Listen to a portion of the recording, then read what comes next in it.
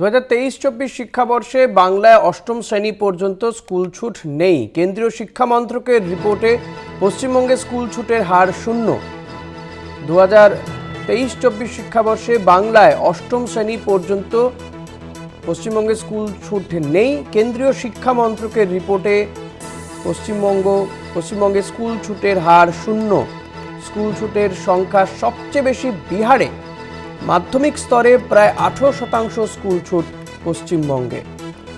তবে ক্লাস 8 পর্যন্ত পশ্চিমবঙ্গে স্কুল ছুট নেই বলে কেন্দ্রীয় সরকারের রিপোর্টে উল্লেখ। 2023-24 শিক্ষাবর্ষে পশ্চিমবঙ্গে ক্লাস 8 পর্যন্ত স্কুল ছুট নেই। ঠিক কি বলছে কেন্দ্রীয় রিপোর্ট, গোটা বিষয়টি নিয়ে কথা বলবো। Kolkata TV political editor Ashis Chattopadhyay রয়েছেন আমাদের সঙ্গে টেলিফোনে। আশিস দা, ঠিক কি রয়েছে কেন্দ্রীয় রিপোর্টে? দেখো, এটা খুবই একটা ভালো খবর রাজ্যের শিক্ষা ব্যবস্থার জন্য, কেননা সারা দুনিয়া জুড়েই ভারতবর্ষেও স্কুল ছুট একটা বড় সমস্যা। স্কুল ছুট ব্যাপারটা বলতে বোঝানো হয় যে একেবারে প্রাথমিক স্তরে ক্লাস 1 বা এইরকম সময়তে যত শিশুরা স্কুলে পড়তে আসেন, যতই ক্লাস এগোতে থাকে, ক্লাস 1 এর পরে ক্লাস 2, ক্লাস 3, ক্লাস 4 ইত্যাদি, তত দেখা যায় যে কিছু কিছু শিশু তারা স্কুলের অঙ্গন ছেড়ে চলে যাচ্ছেন। তারা অন্য কোনো কাজকর্মে বা পারিবারিক কাজে ব্যস্ত হয়ে পড়ছেন, কিন্তু তারা আর স্কুলে আসছেন না। এই যে ব্যাপারটা, এটাকেই বলা হয় স্কুল ছুট।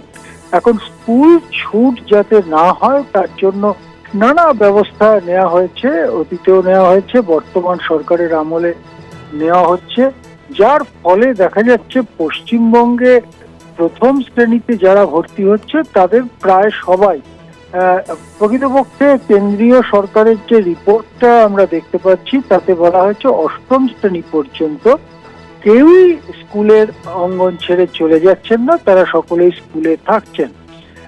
নবম এবং দশম শ্রেণীতে 17-18% পড়ুয়া অবশ্য স্কুল ছুট হচ্ছে, কিন্তু প্রথম থেকে উচ্চ প্রাথমিক স্তর পর্যন্ত অর্থাৎ ক্লাস 8 পর্যন্ত কোনো স্কুল ছুট নেই।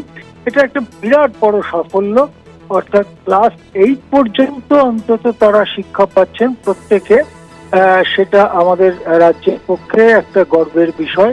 এখন কিভাবে এটা সম্ভব হলো তা নিয়ে নিশ্চয়ই গবেষণা চলতে থাকবে, সমীক্ষা হবে।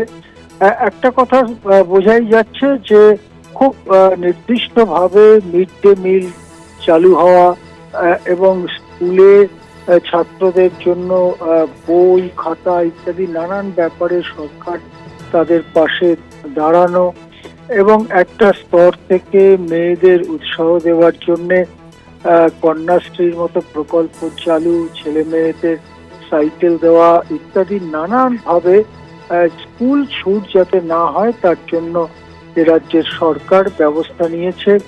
এবং বিভিন্ন জায়গাতে, গ্রামে গ্রামে, জেলা স্তরে স্কুল ছুট যাতে না হয় তার জন্য একটা চেতনা তৈরি করা মানুষের মধ্যে, যাতে অভিভাবকেরা শিশুদের স্কুল থেকে নিয়ে না যান, যাতে শিশুদের স্কুলে পাঠান, এইরকম চেতনা, একটা সামাজিক চেতনা তৈরি করার প্রচেষ্টা নেওয়া হয়েছে।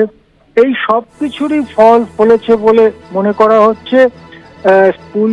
স্কুলের সমস্যা আছে, নানা রকম সমস্যা আছে, কিন্তু স্কুল ছুট একটা বিরাট বড় সমস্যা। সেই সমস্যাটাকে প্রায় শূন্য বা শূন্যে নিয়ে আসাটা, এটা রাজ্যের শিক্ষা ব্যবস্থার একটা বড় সাফল্য এবং সেটাই আমাদের সামনে এসেছে।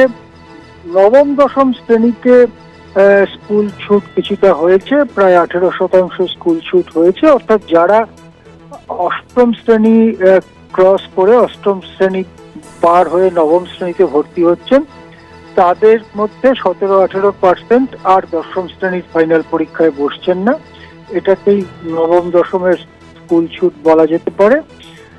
তবে আমাদের রাজ্যের থেকেও অনেক বেশি স্কুল ছুটের সংখ্যা কয়েকটি রাজ্যে রয়েছে। যেমন বিহারে নবম দশম শ্রেণীতে প্রায় 26% স্কুল ছুট হয়েছে। আসামে, বিজেপি শাসিত আসাম, বিজেপি শাসিত বিহার অসমেও 25% হয়েছে। এইরকম আচ্ছা, নানা রকম তথ্য আমাদের কাছে রয়েছে। কিন্তু প্রথম শ্রেণী থেকে উচ্চ প্রাথমিক পর্যন্ত পশ্চিমবঙ্গে স্কুল ছুটের সংখ্যা 0, এটা একটা বড় খবর, যেটা কেন্দ্রীয় পরিসংখ্যানের মাধ্যমে আমাদের সামনে এসেছে। হ্যাঁ ঋষি। ধন্যবাদ আশিস দা। কথা বলছিলাম পলিটিক্যাল এডিটর আশিস চট্টোপাধ্যায়ের সঙ্গে।